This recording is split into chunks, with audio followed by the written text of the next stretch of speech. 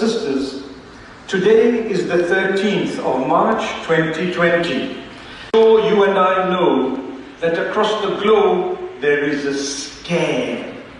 The scare of something that cannot be seen by the naked eye. The scare of a germ, a virus that is actually contaminating so much, and it is spreading faster than a wildfire. My brothers and sisters, the Prophet Muhammad, peace be upon him, taught us years ago, centuries ago, about everything. مَا تَرَكَ خَيْرًا إِلَّا وَدَلَّنَا عَلَيْهِ وَلَا شَرًّا إِلَّا حَذَّرَنَا مِنْهُ. No goodness except the Prophet Muhammad taught us about it, sallallahu alayhi wa sallam. No evil, no harm, except that he mentioned it, he taught us about it. Number one, he taught us about cleanliness and about making sure that we are always clean. If you look at the ablution or the wudu that we are supposed to be engaging in before we pray, it entails washing your hands thoroughly 5 times a day, in such a way that the middle of your fingers and the bottom of your nails are supposed to be washed. It teaches us about the toes and how to wash the middle of your toes, how to wash your face, your hands, and so on. Keep yourself extremely clean. He has taught us about how to wash up after using the bathroom. And this is something that we should not be ashamed of. It is actually such a beautiful teaching, if only we knew, and if only we understood. So cleanliness is something that is very, very important in Islam, to the degree that the Prophet ﷺ says, "At-tuhuru shatrul iman." Your cleanliness is half of your faith.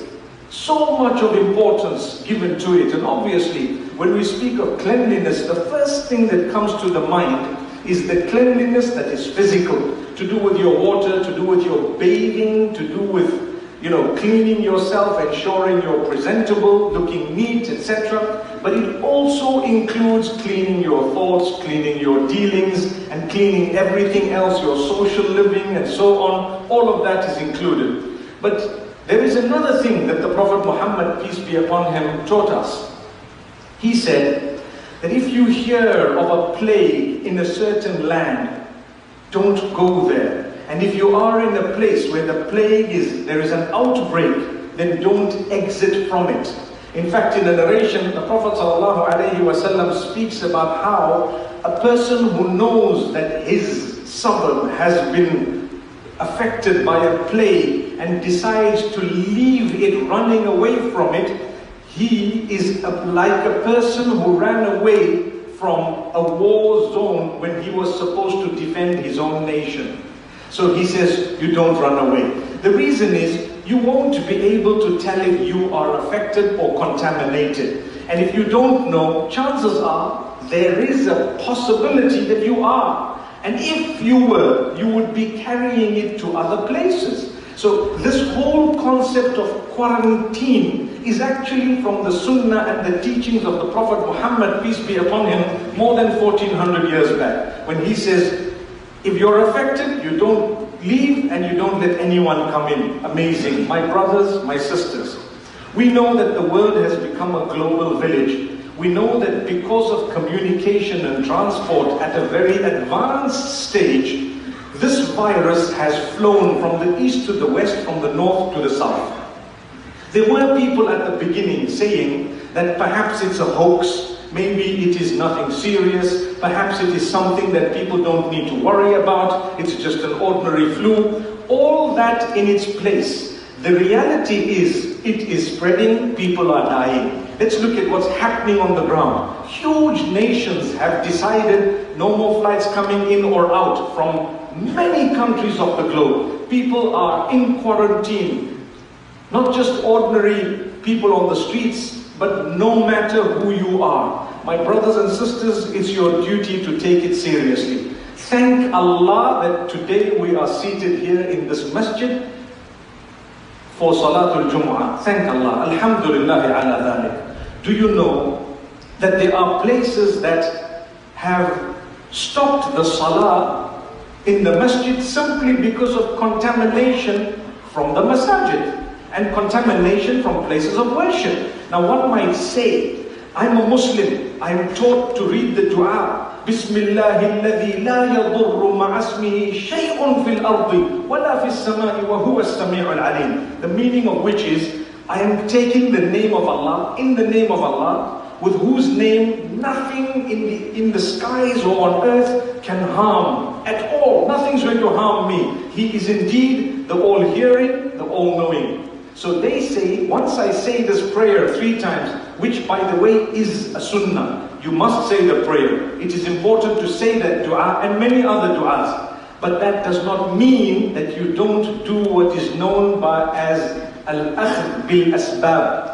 You need to make sure you have taken heed, the means that you have to avoid contamination and to avoid being affected and to avoid this from spreading. You need to make sure that you have taken every precaution. So some Muslims say, if I have said the dua, it's okay. I can go for Jumu'ah, I can go for Jama'ah, I can go for anything else because that is a sunnah or that is a teaching of Islam, etc. Not realizing if you are unwell, it is haram to go at a time like this when you know you could be affected by the virus and affect so many others. Totally forbidden. How could I ever knowingly go to a public place and I know there is a plague around and I know that the symptoms are X, Y, Z, or I know I've been to a zone where it was a red zone and there are so many cases there and I think tawakkaltu ala Allah, I'm going. A'udhu billah. You cannot do that. My brothers and sisters, take it seriously. If the health inspectors or whichever department is responsible decides that, you know what, there will be no more public gatherings for any reason because of this virus, they are justified. Did you hear what I said? We have to say from the pulpit, they are justified because they are trying to contain the outbreak. They are trying to contain it from getting worse. You have to understand, if there is no Jumu'ah next week, we will do Salat al-Dhuhr at home. And we will thank Allah that at least we're okay. So it's not like you have to come even if you're sick or ill. I know of a brother, very sick, and he says, no, that is Jumu'ah, I have to go. It's my duty as a Muslim. My brother, when you are sick, you don't even need to fast. When you are sick and ill, you don't even need to go for Hajj. When you know you are unwell,